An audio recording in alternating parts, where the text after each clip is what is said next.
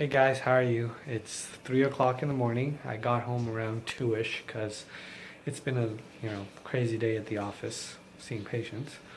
Um, Believe it or not, this is the time where I'm actually going to go and work out. It's really hard to work out. I mean, especially when you've had a very, very long day at work. But the alternative that we're faced with is medication and insulin, which I would much rather not do. So, I am tired, but I am determined that I want to maintain my blood sugar. I think having known that, whoops, sorry, my cat's gonna run out. Having known that, whoops, sorry, it's kind of dark. Having known that, the diabetes is gone. On the one hand, it's like, hey, this is wonderful, this is awesome, I'm not sick anymore, so I don't really need to work out maybe, but that's a lie. I mean, whether you're diabetic or not, you should, continue to push, and you should live a healthy lifestyle. And nowadays, we work crazy hours, so you've just got to push. So I'm down here in my basement, and I'm too tired to do weights. Although we all know muscle is great, because the greater muscle mass we build, the more sugar we help absorb from our bloodstream. Muscle consumes more energy than any other tissue form, so we need to build muscle. But late night at the office, 3 a.m., I am in no mood to do any weightlifting. So I'm going to get on this wonderful treadmill. I'm going to do about 30 minutes, watch some TV, and believe it or not, after I work out, I'm definitely actually going to feel better, because in some ways I've done something to improve my health, and secondarily, exercise actually makes you feel better. So I'll check you guys out in a few minutes, 30 minutes on the treadmill, and let's see how I feel. So I've only been on the treadmill, the elliptical, I'm so tired, I'm like losing my mind. I've only been on the elliptical for like 5 minutes, and what I like to do is I would do about a minute. I like a regular resistance, about a 2 or a 3, and then I would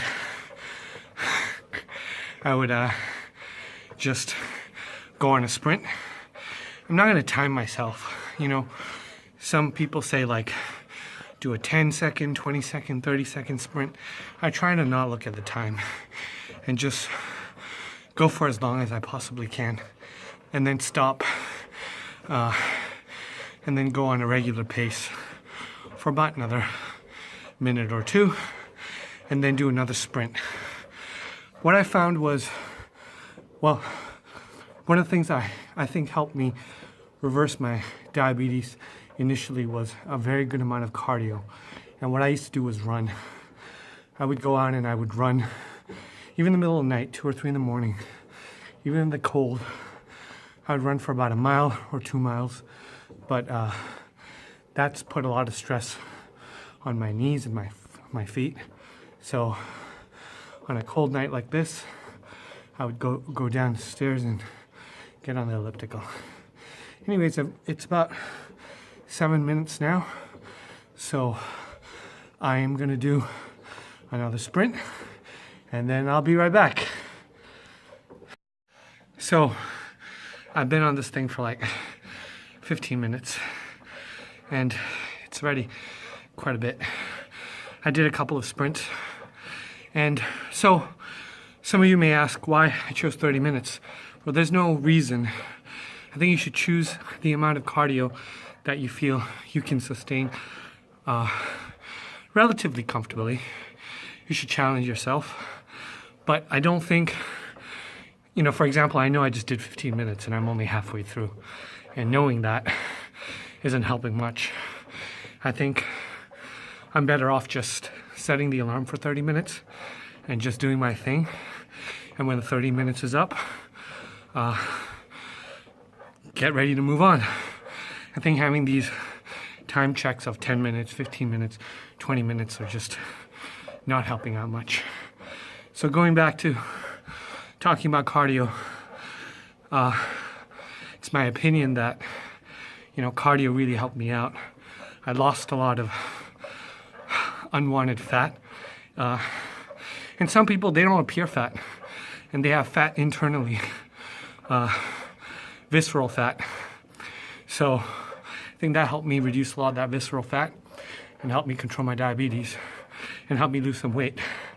But I'll tell you one thing, this belly fat thing, it's hell. That six pack is far, far away.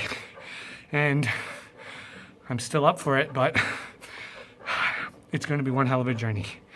See you in, next 15 minutes. So, I did my 30 minutes. I burnt 288 calories. So I want you to remember, I want you to remember that you're not competing against anybody else. You're competing against you. When I first started working out, I would think about all those people that I'd see outside running, and they'd be running for miles and miles and miles, and I'm like, I can never do that. And that in itself, thinking that way in itself is a barrier, because it prevents you from, being able to actually run miles and miles someday. So compete against yourself. At the beginning, when I first started, I couldn't even do 5 minutes. Honestly, I couldn't do 5 minutes on the elliptical or the treadmill. I couldn't run, a tenth of a mile. And I mean run. I could walk. I couldn't run a tenth of a mile. So you're competing against you. You're not competing against anybody else.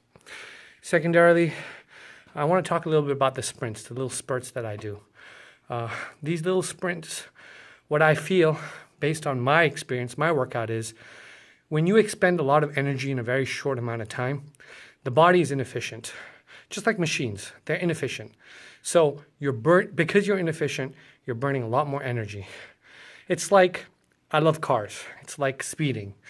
If you're accelerating a lot, you're going to use up that tank of gas a lot faster than someone who's driving at a steady speed. So beginners, don't worry about it.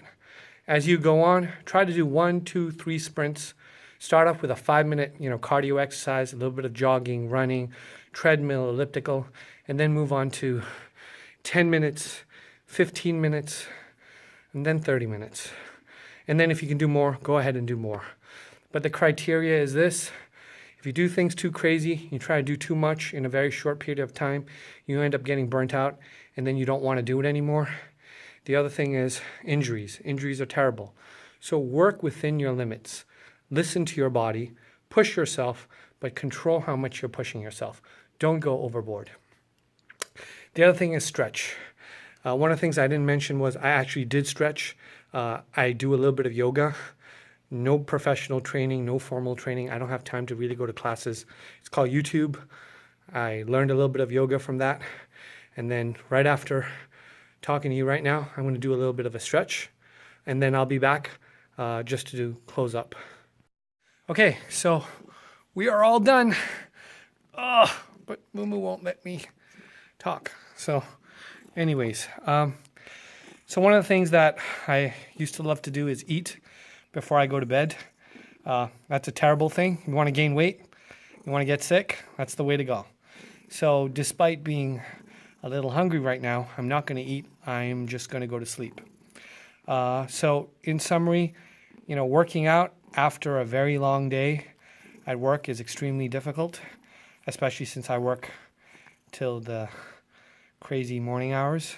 But it's something that I push myself to do, because the alternative of not exercising is way worse than exercising. So thank you so much.